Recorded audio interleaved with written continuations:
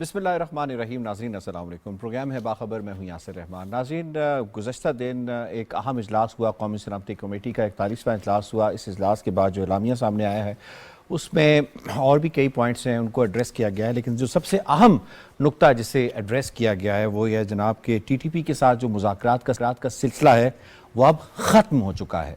जामे ऑपरेशन शुरू करने का फ़ैसला किया गया है। हालिया दहशतगर्दी की ताज़ा लहर को TTP के साथ नर्म गोशे पर मबनी पॉलिसी का नतीजा करार देते हुए दहशतगर्दों के खिलाफ कौम को और हुकूमत के साथ मिलकर जामे ऑपरेशन शुरू करने की मंजूरी दे दी गई है।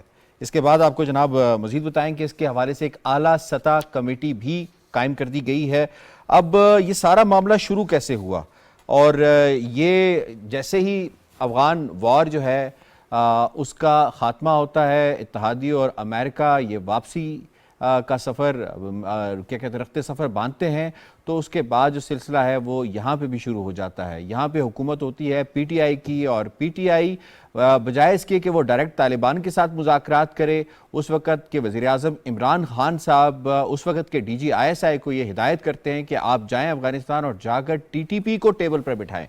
TTP को टेबल पे बैठाता है, उनकी तरफ से शराइत आती हैं, और शराइत ऐसी आती हैं कि हमारे 100 से 200 वो जो दहशतगर्द, इंतहाई मतलूब दहशतगर्द जिसमें मुस्लिम खान, महमूद खान शामिल हैं, जो स्वात के जिन्हें बुचर्स कहा जाता है, उनको भी रिहा किया जाए, और उसके बाद फिर हम आपके साथ बात करेंगे। वक्ती तौर पे जंग बंदी होती है, उस वक़्त जो है वो थोड़ा सा रिस्ट्रेंट का मुजाहरा किया जाता है, उन लोगों को रिहा नहीं किया जाता। लेकिन उससे पहले 4 से 5 हज़ार वो लोग होते हैं जो कुन्नड़ नूरिस्तान में पाए जाते हैं। 4 से 5 हज़ार वो लोग होते हैं जो कि वहाँ की जेलों से आज़ाद करवाए जाते हैं, और बिल आखिर फिर इन 100 से 200 अफराद को भी रिहा कर दिया जाता है जो कि पाकिस्तानी जेलों में थे, जिन्होंने पाकिस्तानियों की जानें ली हुई थी। तो ये थोड़ा सा इसका बैकग्राउंड है, इस पर ज़रा बात कर लेते हैं। और उनको यहाँ वापस बुलाया जाता है, उनके पास जदीद तरीन असलहा जो नेटो और अमेरिकन अफवाज छोड़ कर जाती हैं वो माले गनीमत के तौर पे होता है। और वो हमने देखा कि पाकिस्तान में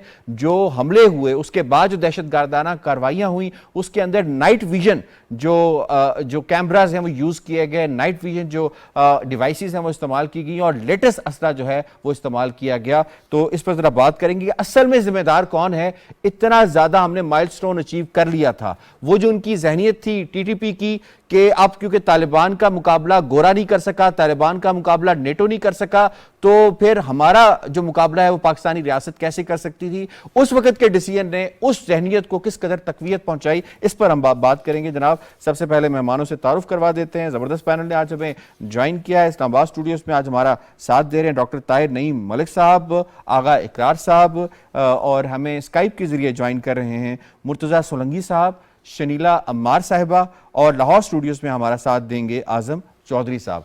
सर, सबसे पहले सवाल होगा मेरा मुर्तज़ा सोलंगी साहब आपसे। सर फरमाइएगा, सर सिक्योरिटी कमेटी का जो एलामिया आया है TTP की तरफ नरम पॉलिसी दहशतगर्दी का बायस बनी, तहरीक इंसाफ की हुकूमत के खिलाफ, क्या ये चार्ज शीट नहीं है? जी, ये बिल्कुल चार्ज शीट है।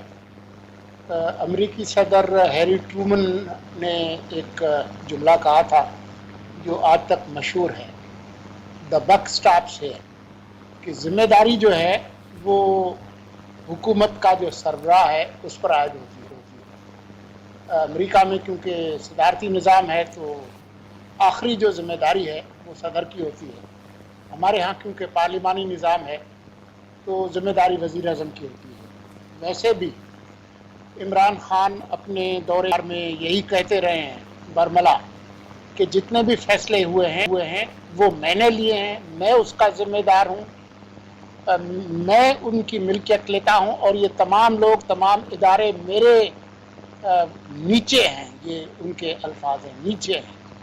तो जाहिर है कि जो आपने इब्तिदाइया दिया उसके अंदर भी आपने काफ़ी तफसीलात बताई, और इमरान खान का TTP और तालिबान की तरफ जो नरम गोशा है वो कोई सीगा राज नहीं है। शुरू से लेकर, चाहे अलकायदा हो चाहे TTP हो, उसामा बिन लादेन को पार्लिमान के फ्लोर पर खड़े होकर शहीद कहना, और TTP के साथ मुज़ाकरात के सबसे बड़े हामी इमरान खान रहे हैं। जब ان سے مذاکرات ہو رہے تھے 2013 میں 14 میں، تو اس وقت ٹی ٹی پی نے جن لوگوں کو اپنی طرف سے نمائندہ مقرر کیا تھا اس میں ایک صاحب کا نام تھا، ان کا نام عمران خان، اور ابھی متعدد انٹرویوز میں انہوں نے یہ بات تسلیم کی ہے کہ جی ہم نے یہ فیصلہ کیا تھا کہ یہ لوگ واپس آئیں۔ تو انہوں نے واپس آ کر کیا کیا ہے وہ آپ کو پتہ چل گیا ہے کہ یہ ہزاروں فائٹرز جو کہ امریکی اسلحے سے لیس ہیں، انہوں نے در حقیقت جو آپ کی جو حاصلات تھیں 2007 سے جو متعدد جو آپریشنز رہے، اور خاص طور پر جو کہ 2014 میں ختم ہوئے، ایک طرح سے کامیابی ملی، ان سب پر جو ہے وہ پانی پھیرنے کی کوشش کی ہے۔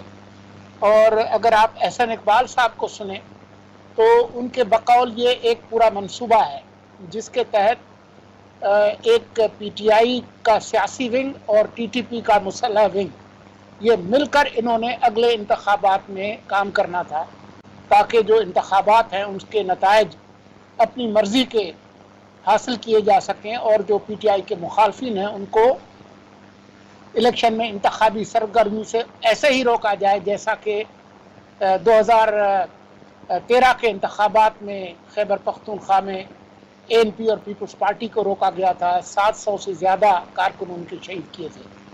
تو یہ اچھی بات ہے کہ کابینہ کی سیکورٹی کمیٹی کو اس کا ادراک ہوا اور انہوں نے فیصلہ کیا، کیونکہ آپ یہ نہیں کر سکتے کہ اپنی جو قربانیاں ہیں، جو آپ کے جو شہید ہیں جنہوں نے قربانیاں دی ہیں، ان کے لہو کے ساتھ غداری کریں۔ تو یہ ایک اہم فیصلہ ہے، تاکہ اگر آپ نے واقعی آزادانہ اور منصفانہ انتخابات کرانے ہیں تو پھر تو سب کو آپ نے برابر کا موقع دینا ہے۔ یہ نہیں ہوگا کہ کچھ مسلح گروہ آ کر ایک خاص سیاسی جماعت کی بی ٹیم کا کردار ادا کرے، ان کی سائیڈ کک کا، اور باقی لوگ جو ہے وہ چھپے پھریں۔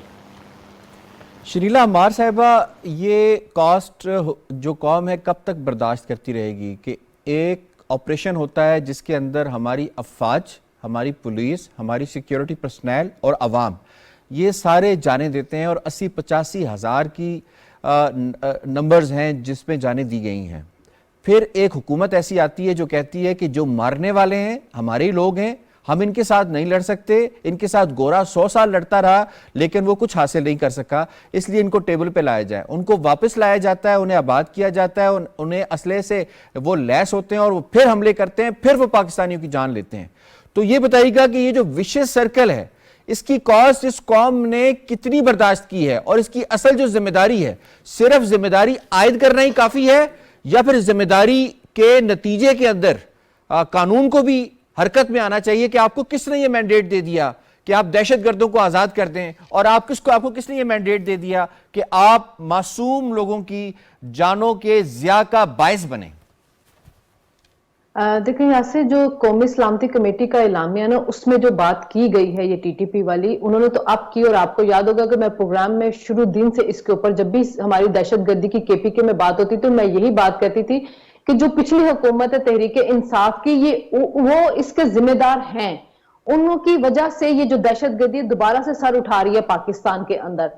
دیکھیں، جو پچھلے وزیر اعظم تھے ان کی طالبان کی طرف جو پالیسی وہ کسی سے ڈھکی چھپی نہیں ہے، اور جو ہماری ایجنسی کے سربراہ تھے جب وہ کابل گئے تھے تو انہوں نے وہاں پہ کھڑے ہو کے کیا کہا تھا؟ آل از اوکے۔ تو آج ان صاحب کو کہنا تو ہمیں یہ چاہیے کہ سر آل از ناٹ اوکے۔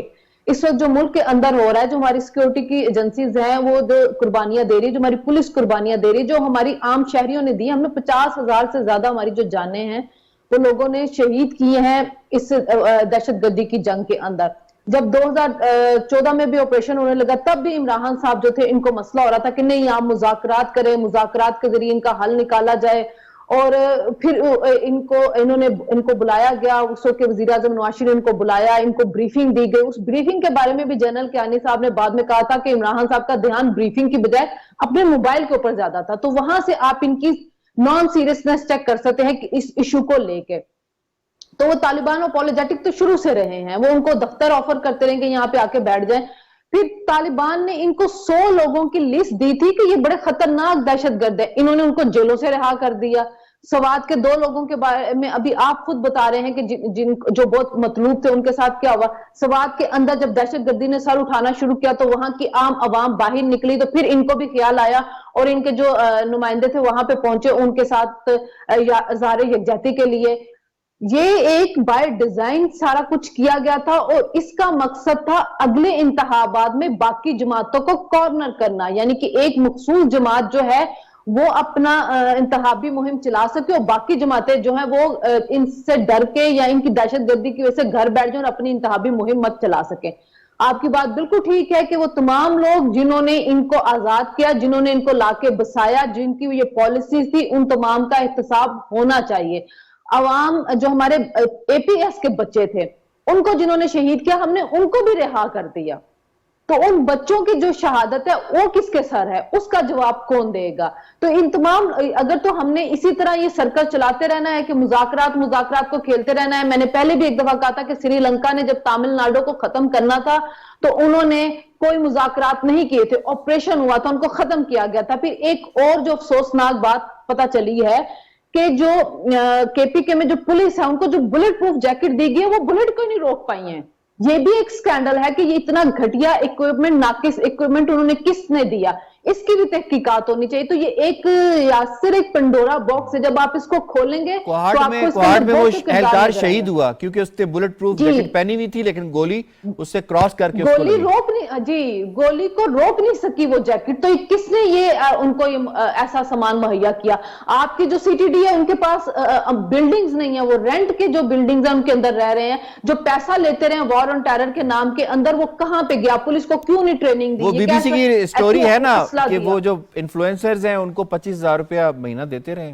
جی, وہ پیسے وہاں پہ لگتے رہے نا, آپ کو اور ہم لوگوں کو گالیاں دینے کے لیے وہ پیسے دیتے رہے, لیکن ہم لوگوں کی حفاظت کے لیے وہ پیسے استعمال نہیں ہوتے رہے. ٹھیک ہے, آپ کا پوائنٹ آ گیا. اعظم صاحب آپ کو سر اس میں انوالو کرتے ہیں. سر جو سابق وزیر اعظم عمران خان صاحب نے یہ انیشیٹو لیا تھا, اس انیشیٹو سے آج تک کہاں حاصل کر پائے ہیں؟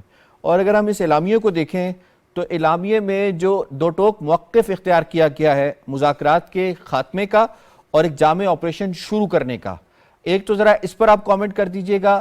کیا اس وقت کی جو کے پی کی حکومت تھی جس کے نمائندگان جا کے کابل کے ریسٹورنٹس کے اندر سیلفیاں لیتے تھے طالبان ٹی ٹی پی کے لوگوں کے ساتھ مذاکرات کرتے وقت, اور وہ سیلفیاں سوشل میڈیا پہ موجود ہیں, ٹھیک ہے, اس پہ کامنٹ کر دیجئے گا. اور یہ بھی فرما دیجئے گا کہ ایسے حالات کے اندر جب جامع آپریشن ہو رہا ہوگا, پھر کوئی ڈیمانڈ آتی ہے الیکشنز کے پوائنٹ آف ویو سے, تو پھر سیکیورٹی فورسز کے پرسنل کیسے دیے جا سکتے ہیں؟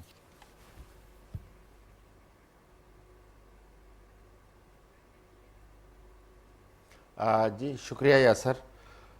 سب سے پہلی بات تو یہ کہ اس ایشو کو, یہ جو دہشت گردی کا معاملہ ہے, اس کو ہم نہ پولیٹیسائز کر سکتے ہیں, نہ ہمیں پولیٹکس کے ساتھ اس کو جوڑنا چاہیے, کیونکہ یہ پاکستان کے جتنے یہاں پہ سٹیک ہولڈرز ہیں, چاہے وہ سیاسی یا غیر سیاسی, یہ سب نے اس کو بھگتا ہے اور سب اس کو ختم کرنے کے لیے میرا خیال ہے ایک پیج پہ ہوں گے تو یہ ٹھیک ہوگا. اچھا, یہ سولنگی صاحب کی بات ٹھیک ہے, ہمیشہ حکومت وقت وہی ذمہ دار ہوتی ہے, فیس اس کا ہوتا ہے, لیکن میں کیونکہ رپورٹر ہوں, میں نے ٹیررزم کو کور کیا ہے, بڑا قریب سے میں نے دیکھا ہے, اور آپ پی ٹی آئی کی جو 3.5 سال کی پالیسی ہے اس کا خمیازہ بھی آپ دیکھ رہے ہیں, آج ہم بھگت رہے ہیں کہ ٹی ٹی پی دوبارہ سٹرینتھن ہو کے آئی. لیکن اس معاملے کے اندر نہ وزارت خارجہ انوالو ہوتی ہے, نہ یہ خارجہ امور کے طور پر اس کو ٹریٹ کیا جاتا ہے. یہ ہماری سیکیورٹی ایجنسیز اس کو ڈیل کرتی ہیں, لا انفورسمنٹ ایجنسیز اس کو سارے معاملات کو وہی پلان کرتی ہیں, وہی جس طرح حکومت کو گائیڈ کیا جاتا ہے حکومت اسی طرح چلتی ہے. ماضی کے اندر جب مذاکرات ہوئے, جب لوگوں کو چھوڑا گیا, پکڑا گیا, اس میں ہمیشہ جو بھی حکومت تھی اس وقت, چاہے عمران خان کی تھی, چاہے اس سے, کیونکہ ہم نے ٹیررزم سب سے زیادہ پیپلز پارٹی کی گورنمنٹ میں دیکھا, اس کے بعد ہم نے کچھ ٹیررزم دیکھا نواز شریف مسلم لیگ نون کی گورنمنٹ میں. لیکن جب جو ایڈوائز کیا گیا حکومتوں نے اس کو منوان اس پہ عمل کیا, تسلیم کیا.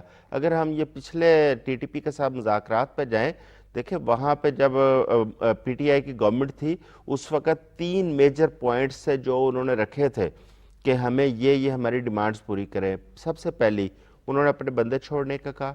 دوسرا جن ویپنز کا آپ نے ذکر کیا انہوں نے کہا تھا کہ ہم ایکوپڈ واپس آئیں گے اور آپ ہمیں ریسیو کریں گے. تیسرا ان کا یہ تھا کہ آپ اپنی فاٹا کی پرانی پوزیشن جو ہے وہ بحال کریں تاکہ ہم وہاں پہ آئیں, آزادی کے ساتھ اسی طرح رہیں. لیکن یہ تینوں ایسے پوائنٹس تھے جو کسی بھی حکومت کے لیے یا اسٹیٹ کے لیے ان کو تسلیم کرنا ناممکن تھا. جب ان کو تسلیم نہیں کیا گیا اس کا خمیازہ آج پھر جو ہے نا ہمیں دہشت گردی کی صورت میں ہمارے اوپر وہ حملے کر رہے ہیں. یہ ہمیں چاہیے تھا اسی وقت ہم بالکل ان کے ساتھ اسی طرح نمٹتے جس طرح نمٹنے کا حق تھا. جو فیصلے ہم آج کر رہے ہیں ہم اسی وقت ایسے فیصلے کرتے, اسٹرکٹ فیصلے ہوتے تاکہ ہم ان کے ساتھ اسی وقت مقابلہ کرتے اور اس دہشت گردی کا جو جڑ سے اس کو اکھاڑ دیتے. اچھا, دوسری بات یہ ہے کہ ٹیررزم کے اندر آپ ماضی کے اندر تھوڑا سا اور پیچھے چلے جائیں تو یہی دہشت گرد تھے جنہیں ہم نے خود یہاں پہ مجاہدین کی صورت میں بنایا اور بھجوایا, اور آج وہی ہمارے سر پہ سوار ہے. ہمیں ان ساری چیزوں کو مد نظر رکھنا ہوگا. ہمیں اس کو کسی نہ حکومت کے ساتھ جوڑنا چاہیے نہ سیاست کے ساتھ جوڑنا چاہیے. ریاست کا معاملہ ہے. ہاں, اس کے اندر جو سیاسی پارٹی, چاہے عمران خان ہو چاہے کوئی بھی ہے, جو سیاسی پارٹی ان کا ساتھ دیتی ہے, میرا خیال ہے کہ اس کا بالکل جو ہے نا اس کا احتساب ہونا چاہیے اور اس کے اوپر اس کو کوئی معافی نہیں ہونی چاہیے. سر, آپ نے تفصیل کے ساتھ بات کی ہے تو یہ فرمائیے گا کہ میں اس انٹرویو کو کیا کروں جس میں عمران خان صاحب خود فرماتے ہیں کہ جی یہ ہماری منشا سے, ہماری مرضی سے واپس آئے تھے, اور جیسے کہ سولنگی صاحب نے کہا کہ انہوں نے کہا کہ جتنا بھی جو بھی ڈیسیژنز لیے گئے تھے وہ میری منشا, میری مرضی سے لیے گئے تھے. انہوں نے, مجھے نہیں یاد پڑتا, شاید آپ کو ہو تو ہمارے ناظرین کو بتا دیجئے گا کہ کسی جگہ پہ یہ کہا ہوگا کہ یہ جنرل باجوہ نے یا ڈی جی آئی کا ڈیسیژن تھا, میرا ڈیسیژن نہیں تھا. وہ تو اون کرتے ہیں, وہ تو اس کو کریڈٹ لیتے ہیں اس کا.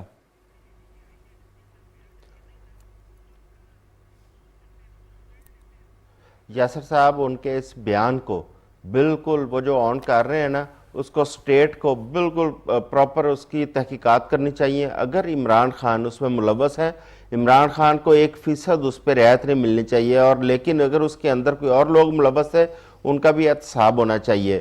کیونکہ اس طرح اگر یہ ایک سیاستدان آ کے یہ کہہ دے کہ میری منشا کے مطابق ہو رہا ہے اور کوئی بعد میں آنے والا سیاستدان کچھ اور کہہ دے, اس طرح معاملات نہیں چلیں گے. اگر آپ نے دہشت گردی کو ختم کرنا ہے آپ سب کو, جیسے میں نے پہلے عرض کیا, ایک پیج پہ آنا پڑے گا, ایک نیریٹو پہ آنا پڑے گا. اگر عمران خان ان کو سافٹ کارنر رکھتے ہیں ان کا, تو میں تو پہلے کہہ چکا ہوں جو سافٹ کارنر رکھتا ہے اس کا کڑا احتساب ہونا چاہیے, اس کے اوپر کمپرومائز نہیں ہونا چاہیے.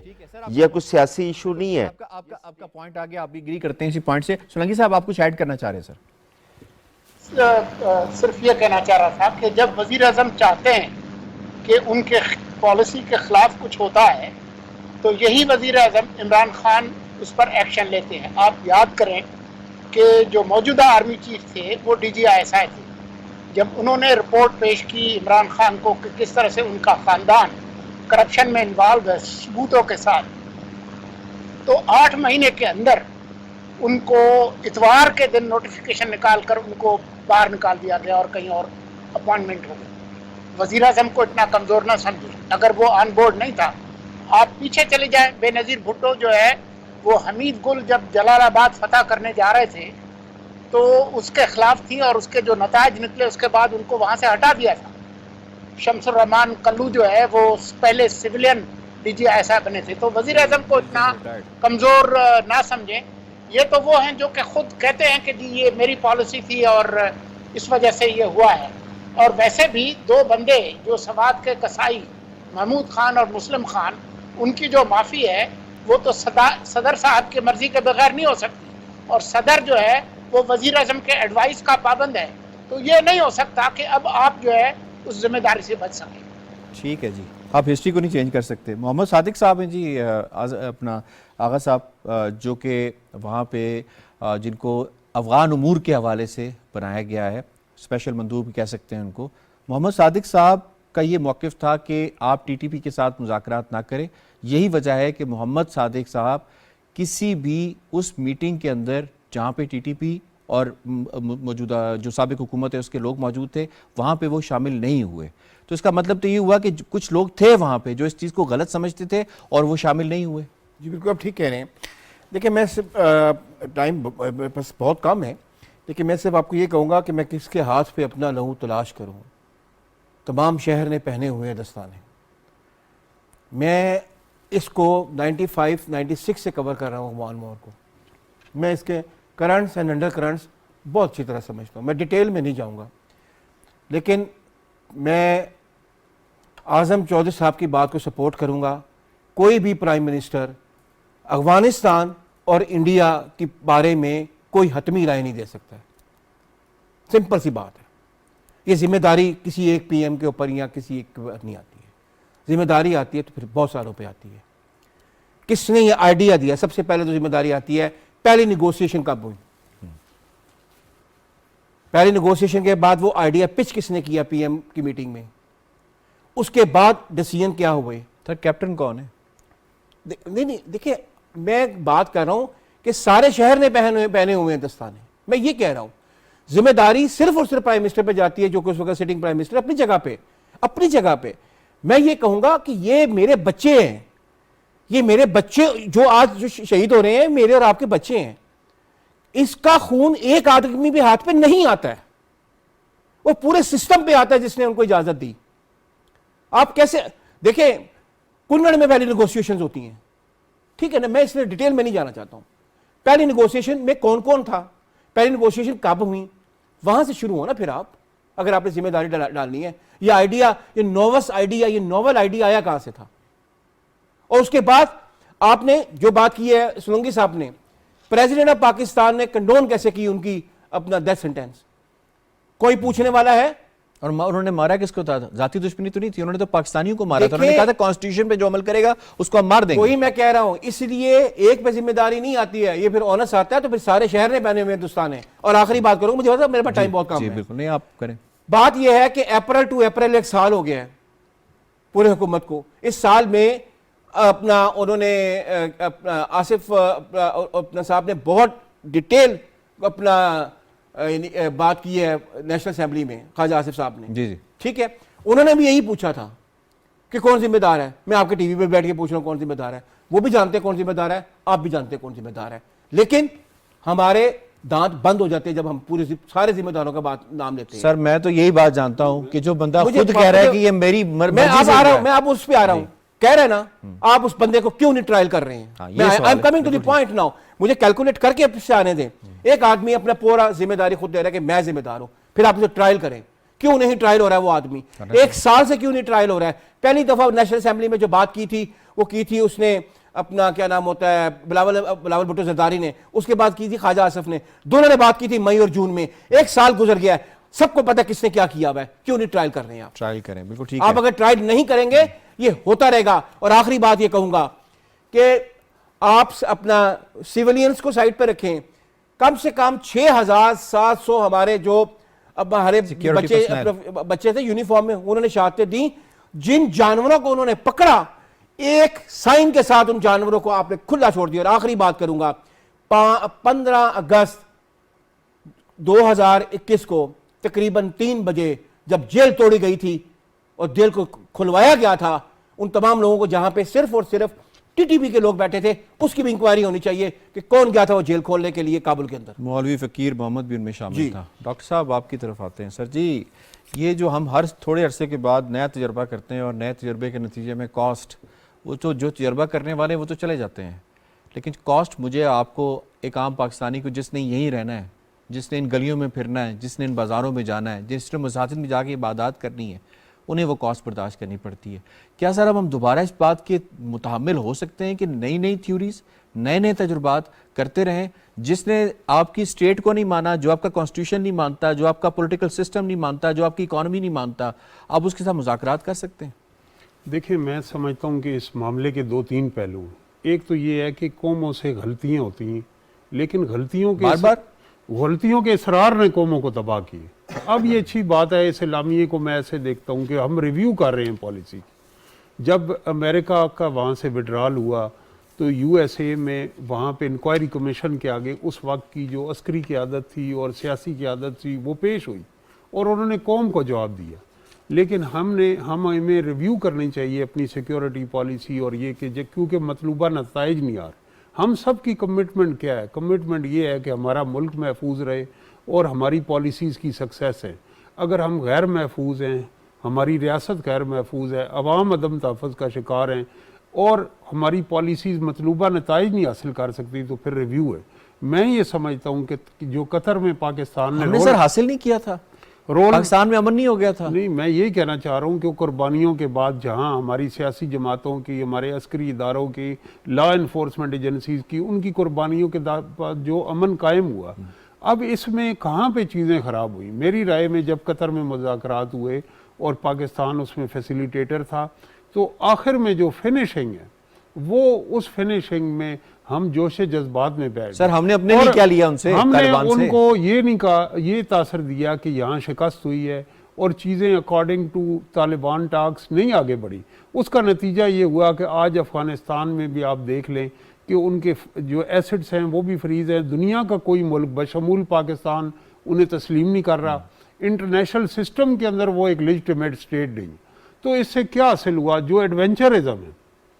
ایڈونچرزم کیے گئے ان سے کچھ حاصل نہیں ہوا، وقتی تو بلے بلے ہوا۔ تو میں اب یہ کہوں گا، میں یہ کہتا ہوں کہ یہ پالیسی ریویو ہونا، یہ لیڈرشپ جو ہماری اس وقت عسکری لیڈرشپ ہے اور جو ہماری سیاسی قیادت ہے، ان کا ایک ویژن ہے کہ ہمیں ریویو کرنی چاہیے۔ ہم یہ دیکھتے ہیں کہ ڈیورنڈ لائن کے اوپر وہی موقف ہے آج افغانستان میں حکومت میں اور ماضی میں۔ ہمارے جو تبدیل ہوتے ہوئے موقف ہے انہوں نے پاکستان کو کمزور کیا۔ اور تیسری بات میں یہ کہوں گا، جو معاملات ڈیورنڈ لائن ڈاکٹر صاحب ویسے ان کے لیے، ہمارے لیے وہ پاک افغان بارڈر ہے، میں یہ صرف کہہ رہا ہوں کہ، اور دوسرا یہ کہ ہم جو یہ بات کرتے ہیں کہ جی ریاست کے معاملات صرف ریاستی اداروں کے سپرد ہیں، تو پھر آپ سیاست کس لیے کر رہے ہیں؟ کیا گلی نالی اور ان کے لیے کر رہے ہیں، ڈیولپمنٹ فنڈ کے لیے کر رہے ہیں؟ سیاسی جماعتوں کا ایک بیانیہ ہوتا ہے، اس بیانیے کی قیمت آج ایک سیاسی جماعت تحریک انصاف کی شکل میں وہ کروڑوں نوجوانوں کو افغانستان کے دہشت گردوں کا رول ماڈل بنا چکی۔ جب بین الاقوامی میڈیا میں سوال ہوتا ہے کہ کابل میں تعلیم کے دروازے بچیوں پہ بند ہیں، تو وہ بارڈر کی لمبائی اور طوالت گنانے لگ پڑتے ہیں، وہ ان کو غیرت مند قرار دیتی ہیں۔ تو یہ فکری گمراہی بھی، خان صاحب کا بیان ان کے بارے میں کیا تھا؟ یہ جو سیاسی جماعتیں موقف لیتی ہیں، جو بیانیاں بناتی ہیں، اگر وہ ریاست کے لیے نقصان دہ ہے تو اس موقف کا بھی احتساب ہونا چاہیے۔ صحیح ہے، بالکل ٹھیک ہے۔ شارٹلی شریلا صاحبہ یہ فرما دیجیے گا، قطر کے حوالے سے انہوں نے بات کی، پاکستان فیسیلیٹیٹر تھا، پاکستان نے بہت ایفرٹ کی ان سب کو ایک جگہ پہ لا کر بٹھانے کے حوالے سے تمام سٹیک ہولڈرز کو، اور پاکستان نے اب تک کیا اچیو کیا ہے؟ ایک عام پاکستانی پوچھتا ہے کہ پاکستان نے اس میں سے کیا اچیو کیا ہے؟ طالبان تو ہماری بات مانتے نہیں ہیں۔ پاکستان نے اس میں سے دہشت گردی اچیو کی ہے، جو آج فاٹا میں لا کے آپ نے بٹھائے اور اب آپ کے گلی کوچوں میں چلے گئے ہیں اور آپ کے لوگوں کو شہید کریں۔ یہ ہے قطر کی جو ہماری پالیسی تھی، اس سے جو سکسیسفل ہوئی ہے۔ میں پہلے بھی کہہ رہی تھی اور میں ابھی بھی کہوں گی کہ جو مذاکرات ہیں، یہ دہشت گردوں سے جو آپ کے آئین کو، قانون کو، ریاست کو نہیں مانتے، ان کے ساتھ نہیں ہو سکتے ہیں۔ مذاکرات ہمیشہ انہی کے ساتھ ہوتے ہیں جو آپ کی کسی نہ کسی پالیسی کو مان رہے ہوں، جن کا کام ہی نہیں ہے، جو آئی ہی اپنی بات منوانے کے لیے اسلحے کے زور کے اوپر، ان کے ساتھ کون سے مذاکرات ہو سکتے ہیں؟ قطر میں بھی جو ہوا ہے مذاکرات کا ڈھونگ ہی ہوا ہے، جو پاکستان کے اندر ہو رہا ہے یہ بھی ڈھونگ ہو رہا ہے، اس ڈھونگ کو اب ختم کرنا ہوگا۔ بالکل ٹھیک ہے۔ طالبان نے اپنی حکومت بنا لی، امریکہ اور اتحادیوں نے ایگزٹ لے لیا اور پاکستان کو ملا دہشت گردی کا تحفہ۔ چلیں جی اگلا موضوع ہم اس کی طرف بڑھتے ہیں جناب۔ کیس ہے غلام محمود ڈوگر کیس، بحالی کیس۔ جسٹس الحسن صاحب اور جسٹس مظاہر علی نقوی صاحب کے نوٹ پر چیف جسٹس نے از خود نوٹس لیا۔ جسٹس منصور علی شاہ اور جسٹس جمال مندوخیل نے الیکشن جو از خود نوٹس تھا اس کو مسترد کر دیا۔ جسٹس یحییٰ افریدی، جسٹس اطہر من اللہ نے بھی اس کو مسترد کر دیا۔ جسٹس اطہر من اللہ مسترد کرنے والے چوتھے جج تھے۔ اب جسٹس اطہر من اللہ نے 25 صفحوں پر مشتمل اپنا اختلافی نوٹ لکھا ہے، اور اس اختلافی نوٹ کے اندر انہوں نے اس بات کو برملا اس کا اظہار کیا ہے کہ الیکشن از خود نوٹس 4-3 سے مسترد ہوا جسٹس اطہر من اللہ۔ تھوڑی سی سیلینٹ پوائنٹس ہیں وہ میں بیان کرتا ہوں، پھر سوال کی طرف چلا جاتا ہوں۔ یہ جو اختلافی نوٹ تھا یہ 25 صفحات پر تھا جناب۔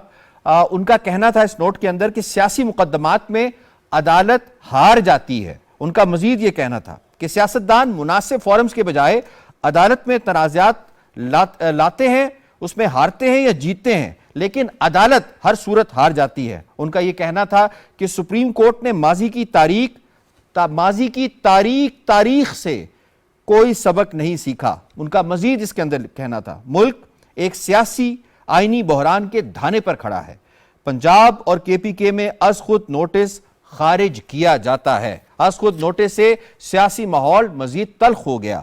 میں نے فل کورٹ بنانے کی تجویز دی تھی. جسٹس اطہر من اللہ نے فل کورٹ بنانے کی تجویز دی تھی. سیاستدان اپنے معاملات بات چیت سے حل کریں. مزید ان کا جو کہنا تھا وہ انہوں نے کہا کہ عدالت کو اپنی غیر جانبداری کے لیے سیاسی جماعتوں کے مفادات کے معاملات پر احتیاط برتنی چاہیے. عدالت کو سیاسی درخواست گزار کا طرز عمل اور نیک نیتی بھی دیکھنی چاہیے. درخواست گزاروں کا رویہ اس بات کا متقاضی نہیں کہ 184(3) کا اختیار سماعت استعمال کیا جائے. از خود نوٹس کا مطلب غیر جمہوری اقدار کو فروغ دینا ہوگا. اس کے اور بھی پوائنٹس ہیں جناب, میں یقیناً ہمارے پینلسٹ اس میں ایڈ کریں گے.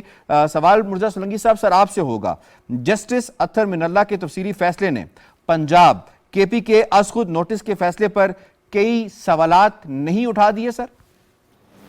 جی بہت سارے سوالات اٹھائے ہیں, لیکن جو پہلی بات ہے وہ یہ ہے کہ اب یہ اختلافی نوٹ نہیں ہے, اب یہ اکثریتی نوٹ ہے. جب 7 میں سے 4 ارکان یہ فیصلہ کریں کہ یہ از خود نوٹس نہیں بنتا تو پھر یہ اکثریتی فیصلہ ہے. تو اس لیے اب میں اس کو صرف اختلافی نوٹ نہیں کروں گا. جو جسٹس اطہر من اللہ نے جو تفصیلات بیان کی ہیں اس میں انہوں نے پورے کیس کا تناظر جو ہے وہ سمجھایا ہے. انہوں نے اس کی بنیاد بتائی ہے کہ یہ بحران پیدا کیسے ہوا. انہوں نے بتایا ہے کہ کس طرح سے 63A کی جو من پسند تشریح تھی جو آئین سے باہر نکل کر گئی اس نے اس پورے بحران کو جنم دیا. انہوں نے یہ بھی بتایا کہ کس طرح سے جو یہ دونوں صوبائی اسمبلیاں ہیں ان کی تحلیل کو وفاق کی جو حکومت ہے اس کو تہوبالا کرنے کے لیے استعمال کیا گیا. اس میں انہوں نے یہ بھی بتایا کہ پہلے یہ استعفے دے کے چلے گئے بجائے پارلیمانی روایات کے کہ وہ جا کر اپوزیشن میں بیٹھتے اور خان صاحب قائد حزب اختلاف بنتے. وہ پارلیمان کو چھوڑ کے چلے گئے اور پھر جب ان کے استعفے منظور نہیں ہو رہے تھے تو یہ عدالتوں میں آ گئے کہ ہمارے استعفے منظور کریں. جب منظور ہو گئے اور ان کو نظر آیا کہ اب نگران حکومت کے لیے وزیر اعظم کے لیے مشاورت کی ضرورت ہوگی اور چیئرمین نیب اور دوسرے عہدوں کے لیے, تو فوراً واپس آ گئے کہ نہیں اب جو ہے وہ ہماری استعفے جو ہے وہ واپس کریں. تو پورا تناظر انہوں نے سمجھایا ہے اور بتایا ہے کہ جو 184(3) اس کے جو 2 عناصر ہیں وہ یہ پورے نہیں کرتے. پہلا تو یہ 184(3) اس وقت ہوتا ہے جب مفاد عامہ ہو. دوسرا اس کا پہلو ہے کہ بنیادی انسانی حقوق متاثر ہوتے ہیں. یہاں پر یہ دونوں نہیں ہیں. پھر انہوں نے یہ بھی بتایا ہے کہ سپریم کورٹ نے ایک طرح سے جو صوبائی کورٹس ہیں, ہائی کورٹس ہیں, ان کے اختیار کو سلب کیا ہے. وہ ماتحت نہیں ہے سپریم کورٹ کے, وہ آئینی عدالتیں ہیں. تو بہت تفصیل سے اور انہوں نے بتایا ہے کہ نہ میں نے اس بینچ سے علیحدگی اختیار کی, نہ میں نے یہ کہا کہ جب بینچ تشکیل دیں گے تو مجھے فارغ کریں, بلکہ یہ کہا کہ آپ فل کورٹ بینچ بنائیں. تو میں سمجھتا ہوں کہ اس کے بعد یہ بات بہت واضح اطہر من اللہ نے کر دی ہے. اور صرف حیرانی یہ ہے کہ جو کل تک اطہر من اللہ کی تعریف کر رہے تھے اچانک جو ہے وہ بات جس کا فسانے میں ذکر نہ تھا وہ بات پی ٹی آئی کو بہت ناگوار ہوئی. بالکل ٹھیک ہے. شنیلا صاحبہ, آرٹیکل 184(3) کے استعمال کے بنیادی اصولوں کی پابندی بینچ پر لازم تھی. اس پوائنٹ کو ہم کس طرح سمجھیں؟ دیکھیں, اس پوائنٹ کو اطہر من اللہ صاحب نے خود ہی سمجھا دیا ہے کہ اس کا تعلق ہے بنیادی انسانی حقوق کے ساتھ, کہ اگر جبری گمشدگیاں ہو رہی ہیں, اگر اظہار رائے کے اوپر قدغن لگ رہی ہے, اگر صحافیوں کے اوپر تشدد ہو رہا ہے, اگر کسی شہری کے بنیادی حقوق جو ہیں اس کے ساتھ کوئی قانون متصادم ہے, تو پھر آپ از خود نوٹس لیں. لیکن سیاسی معاملات کے اوپر آپ کو فیسیلیٹیٹر نہیں بننا چاہیے کسی بھی سیاسی جماعت کا. لیکن جو از خود نوٹس کا جو معاملہ ہے اس کے اوپر بھی پارلیمنٹ نے قانون سازی کی ہے, جس کے اندر انہوں نے کیا ہے کہ از خود نوٹس لینے کے لیے کمیٹی بنائی جائے جس میں 2 سینئر ممبر بھی چیف جسٹس کے ساتھ ہوں. जी, सदर साहब ने उसको वापस भेज दिया, लेकिन सदर अब पार्लियामेंट शायद मुश्तरका इजलास में इसको पास करेगी, तो फिर सदर साहब अगर इसको नहीं भी उसको मंजूर करेंगे तो फिर भी ये कानून 10 दिन के बाद बन जाएगा। तो अतर मिनुल्लाह साहब की अगर आप जजमेंट देखें, देखिए उसमें 2-3 चीजें और भी बड़ी वादे थी। एक, उन्होंने ये बात की कि सियासी जमातों अगर अपने मसले पार्लियामेंट के अंदर हल करेंगी तो उनको अदालत के पास बार बार नहीं आना पड़ेगा। लेकिन बदकिस्मती से यहाँ पे एक सियासी जमात ने ना वतीरा ये बना लिया कि हर चीज को अदालत के अंदर लेके जाना है। अगर सेनेट के अंदर या कौमी असेंबली के अंदर खुफिया रायशुमारी हो रही है तो उसके लिए तरमीम नहीं करनी, वो जमात इसको भी कोर्ट के अंदर ले गई थी कि जो खुफिया रायशुमारी उसको खत्म कर दिया जाए। अगर जो आर्टिकल 63A है उसके तहत कोई जो मेंबर है वो अपना इख्तिलाफी वोट डाल सकता है, उसके लिए भी कोर्ट के अंदर चले गए। और कभी इस्तीफों के लिए जा रहे होते हैं तो जो हम अगर पार्लियामेंट के अंदर बैठे होते इमरान खान साहब ओपोजिशन लीडर का किरदार अदा कर रहे होते तो कानून साल जैसे नैब का कानून बना है उस कानून के लिए ये खुद मौजूद होते तो कोई उनके साथ वहां पे इख्तिलाफ कर सकते, लेकिन वो उसको भी उठा के सुप्रीम कोर्ट के अंदर ले गए हैं। ओवरसीज पाकिस्तानी का जो था उसको भी उठा के सुप्रीम कोर्ट के अंदर ले गए, ईवीएम को भी ले गए। तो हर मामला जो इस वक्त पार्लियामेंट के अंदर जो कानून साजी होती है उसको उठा के हम सुप्रीम कोर्ट के अंदर ले गए, और फिर उसके बाद जाहिर जब वहां से सियासी फैसले आते हैं तो वो भी तनकीद का निशाना बनते हैं, और पार्लियामेंट की कमजोरी भी इससे जाहिर होती है और सियासी जमातों की कमजोरी भी इससे जाहिर होती है। अगर सियासी जमातें आपस में मिलकर ये मसले हल कर ले तो हमें भी बार बार अदालत की तरफ नहीं देखना चाहिए। ये भी अतर मिनुल्लाह के फैसले के अंदर बड़ी वाज़ेह एक बात की गई है। बिल्कुल ठीक। आजम साहब, सियासी मुकदमात में अदालत हार जाती है, कितना बड़ा पैगाम है तमाम सियासी कुव्वतों ने जो मसाइल हैं। हम अपने प्रोग्राम में अगर आपको याद हो तो जब ये दोनों असम्बलियाँ कायम थी KPK और पंजाब, तो बात यही हो रही थी कि ये मसला जाके अदालत में ख़त्म होता नज़र आ रहा है, लेकिन इतना बड़ा तनाज़ा खड़ा हो जाएगा इसका आइडिया नहीं था कि ये मामला अंदर की फॉल्ट लाइन सामने आना शुरू हो जाएंगी। तो ये कितना ज़रूरी है इस पूरी जजमेंट को समझना जो 25 सफ़ात के ऊपर मुश्तमिल है। उन्होंने इंटरनल इशूज़ को भी देखा है, एक्सटर्नल को भी देखा है, पाकिस्तान के जो मारूजी हालात है उसका भी उन्होंने तस्करा किया।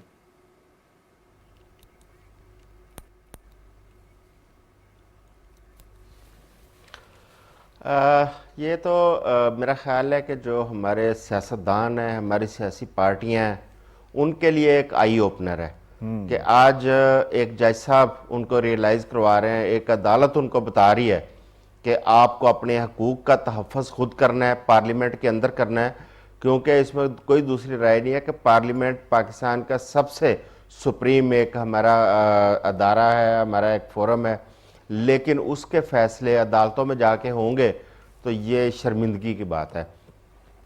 देखें, बात यह है कि सियासतदान इस हद तक आपस में पोलराइजेशन पे आ चुके हैं कि ना वो बर्दाश्त करने को तैयार हैं, ना वो एक दूसरे की जो इज़्ज़त है वो उसको बरकरार रखने पर तैयार हैं। अगर हम PTI की जो सियासत देखते हैं पिछले 3-3.5 साल की, तो आप देखें कि मुल्क के अंदर दिन ब दिन इंतशार बढ़ता जा रहा है, और अगर किसी एक पार्टी या किसी एक पार्टी के लोगों की वजह से ये सूरत हाल क्रिएट हो रही थी तो इसके ऊपर तमाम जो हमारे ज़िम्मेदारान हैं उनको उसी वक्त इस पर गौर शुरू करना चाहिए था और इसका कुछ सद्देबाब करना चाहिए था। आज मैं समझता हूँ कि बहुत टाइम गुजर चुका है, पानी पुलों के नीचे से गुजर चुका है। अगर आप अभी भी इन चीज़ों को ठीक नहीं करते, अपने सियासी मामलात को सियासी फोरम्स के ऊपर हल नहीं करते, तो मेरा ख्याल है कि मुल्क इस वक्त मुतहम्मल नहीं हो रहा। आप देखें कि इस वक्त इंतशार की यह सूरत हाल है कि ना सियासत, ना आपकी मुईशत, और हर अदारा वो भी एक्सपोज हो रहा है। जिस तरह जुडिशरी के अंदर अगर ये सारा मामला ना होता तो जुडिशरी के अंदर की चीज़ें शायद इस तरह खुल के कौम के सामने ना आती और हमें भी ना पता चलता कि अंदर किस कदर मामलात ख़राब हैं जुडिशरी के अंदर, क्योंकि बड़ी देर से आप देखें इस्लाहात की बात होती है, चाहे वो जुडिशरी है चाहे दीगर अदारे हैं, लेकिन इस्लाहात की नहीं जाती।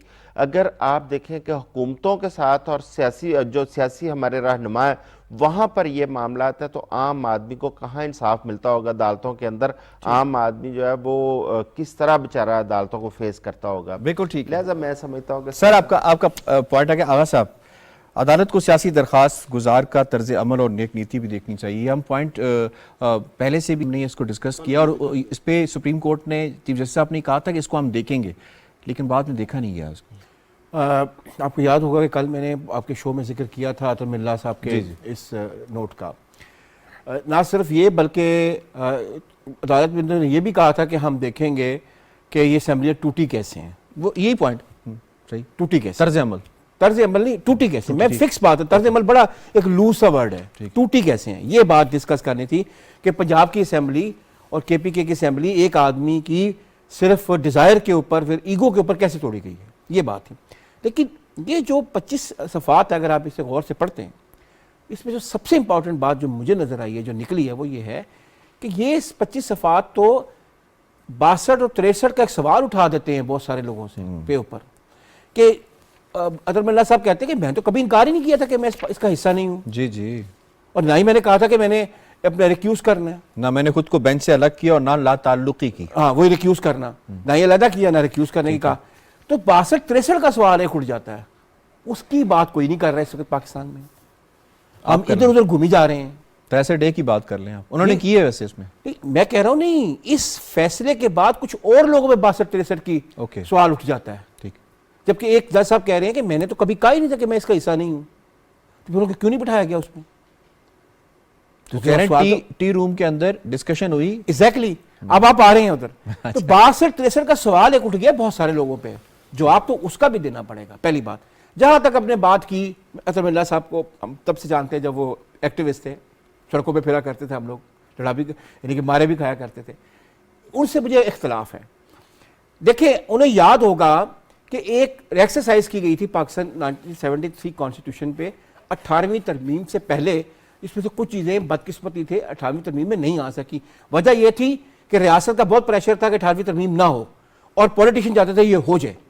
تو وہ اتنا پریشر تھا کہ اس میں جو 18ویں ترمیم ہوئی اس میں کچھ چیزیں رہ گئی. دیکھیں جب تک آپ پاکستان کے کانسٹیٹیوشن میں جو ایکسٹرا آرڈینری پاورز دی گئی ہوئی ہیں اسپیکر کو, ان کو آپ ریویو نہیں کرتے ہیں, ہر آدمی کو کورٹ کے پاس جانا پڑے گا. ٹھیک ہے, کیونکہ چودھری امیر حسین والے کیس میں جب چودھری امیر حسین نے پوری یعنی کہ 82 لوگوں کی غیر موجودگی کے بیچ میں مشرف کو پریزیڈنٹ بنانے کرا دیا تھا, تب یہ پہلی سوال اٹھا تھا کہ پوری کی پوری نیشنل اسمبلی جو ہے وہ ہاسٹیج ہے at the hand of the speaker.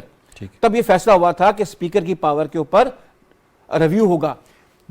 Time بہت کام ہے, دو باتیں, جب تک اسپیکر کی پاور پہ ریویو نہیں ہوئے گا, اور جب تک یہ جو پروسیس ہے بل کو پریزیڈنٹ کے پاس بھیجنے کا اور ویٹ کرنے کا 10 دن پھر 5 دن, اور پھر یہ جب تک تو نو نہیں ہوں گے, میں آپ کو کاغذ پہ لکھ کے دے دیتا ہوں, پولیٹیشین کو بہرحال سپریم کورٹ پہ جانا پڑے گا. ٹھیک ہے, پوائنٹ آ گیا سر آپ کا پوائنٹ. ڈاکٹر صاحب, معاملہ سارا 63A کی تشریح سے نہیں شروع ہوا, جس کا ذکر جسٹس صاحب نے خود کیا کہ 63A کی تشریح کے دورس نتائج مرتب ہوئے. What's your take on it?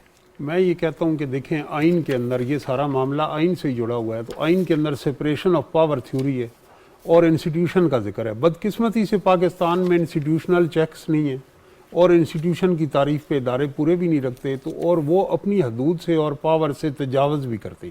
یہ میں کسی ایک ادارے کی بات نہیں کر رہا, یہ سب یہ اب ایک پرابلم ہے, پرابلمیٹک ہے. ہم نے جو 63A کی یہاں بنائی اس کے تحت یہ اختیار دے دی. ویسے ہماری حیثیت تو نہیں کہ ہم یہ کہہ سکیں, لیکن خود جسٹس صاحب نے کہا ہے کہ یہ ری رائٹنگ آف دا کانسٹیٹیوشن ہے. کانسٹیٹیوشن تو اس میں ہم نے جو بنایا یہ اختیار دے دیا کہ کسی کو بھی ہم نائل کر سکتے ہیں, عوام کے نمائندے کو, اور اس کی تعریف جو پوری ہم نے کی اس کے اندر پرائیویٹ اور پبلک موریلٹی کو اکٹھا کر دیا. دیکھیں ویسٹ کے اندر تو یہ روایت ہے, 63A کے اندر تو انہوں نے پارلیمانی لیڈر اور پھر اس کے بعد جو پارٹی لیڈر ہے اور تشریح کر دی نا, تشریح کر دی کہ وہ کون ہوگا, ڈیفیکشن کون ہوگا, اور پارلیمانی لیڈر جو ہے وہ کیا اختیارات رکھتا ہے ووٹنگ کے بارے میں اور پارٹی ڈیسیژنز کے بارے میں. سینیریو چینج ہو گیا. یہاں اطہر من اللہ صاحب نے 25 صفحات پہ مشتمل جو انہوں نے ڈیسیژن دیا, یہ ایک چارج شیٹ ہے, اور اس میں ایک بڑا دلچسپ نقطہ اٹھایا گیا جو آپ نے ڈسکس بھی کیا ہے کہ طرز عمل سے ریلیٹڈ. انہوں نے کہا ہے کہ 2 اسمبلیوں کے جو اراکین ہیں اور قومی اسمبلی کے اراکین ہیں, ان کے استعفے قومی اسمبلی کے دیے گئے اور ایکسیپٹ ہوئے تو عدالت میں آئے کہ ایکسیپٹ نہیں ہو رہے, اور ہو گئے تو کہا کہ نہیں یہ انہیں ایکسیپٹ نہیں ہونا چاہیے. تو جب آپ ایک پولیٹیکل موٹیوز کے ساتھ اور لیک آف کلیئرٹی کے ساتھ وہ معاملات عدالت میں لے جاتے ہیں, جو استعفے دیے ہوئے ہیں ان کو قبول کرنے یا نہ کرنے کے بارے میں 2 متضاد موقف عدالت میں لے کے آتے ہیں, تو اس چیز کی کیا گارنٹی ہے کہ آپ یہ جو اسمبلی توڑنا ہے اس کی فرد واحد کا اختیار بھی انہوں نے جہاں ڈسکس کیا اور اس کے موٹیوز بھی کیے. تو اگر بدنیتی پہ مبنی اور سیاسی مفاد کے مبنی ایک اسمبلی صوبائی ہے یا قومی ہے, वो विल ऑफ द पीपल, अवाम का जो राय का हक है उसको रिप्रेजेंट करती है, और उसका इख्तियार एक फर्द वाहिद के पास है। सही है। और वो फर्द वाहिद रियासत को दबाव डाल के अपनी मर्जी के वक्त पे इंतखाबात चाहता है, सिस्टम को ब्लैकमेल करना चाहता है। तो इस इख्तियार को अदालत ने क्यों नहीं कंसिडर किया कि ये इख्तियार भी, इसका मोटिव भी और इसकी नीयत भी चेक होनी चाहिए। बिल्कुल ठीक है सर, आपका पॉइंट आ गया। मुझे शुक्रिया अदा करना है इस पॉइंट के साथ कि ये वही जस्टिस अत्तर मिनल्ला साहब हैं जिनकी तारीफ़ों के पुल इमरान खान साहब इनके फैसलों के हवाले से बांधते थे, और अब सोशल मीडिया पे वो इनका क्लिप वायरल हो चुका है। इस 25 जो सफ़ात पर मुश्तमिल ये इख्तलाफी नोट, ये जजमेंट है, इसको हर पाकिस्तानी को पढ़ना चाहिए, ये ज़रूरी है, इससे काफ़ी इनलाइटनमेंट मिलती है। जनाब, मुझे शुक्रिया अदा करना है तमाम पैनलिस्ट का। प्रोग्राम बाखबर से इतना, यासिर रहमान को दीजिए इजाज़त। अल्लाह ने के बाद।